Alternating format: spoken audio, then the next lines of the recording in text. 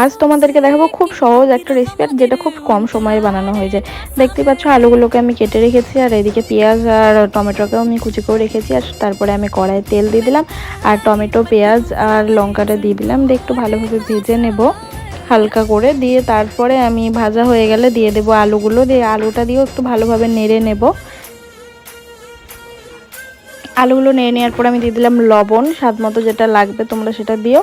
আর লবণটা দেওয়ার পরে আবার একটু নেড়ে নিলাম, তারপরে দিয়ে দিলাম হলুদ গুঁড়ো। এবার একটু ভালোভাবে ভাজবো, দিয়ে ভাজা হয়ে যাওয়ার পরে আমি জল দেবো। আর হ্যাঁ, এই চচ্চড়িটা কিন্তু তোমরা, আমি চচ্চড়ি বলছি, এই চচ্চড়িটা কিন্তু তোমরা রুটি, লুচি বা মুড়ি সব কিছু দিয়ে খেতে পারো। আমি মুড়ি দিয়ে খেয়েছিলাম। তারপরে আমি জল দিয়ে দিলাম কথা বলতে বলতে।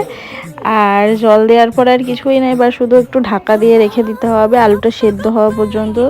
দিয়ে সেদ্ধ হয়ে গেলে, আর মিডিলে আমি কিন্তু চিনি দিয়েছিলাম একটু সামান্য, তো ব্যাস নামিয়ে নিলাম, তারপরে মুড়ি দিয়ে খেয়ে নিলাম।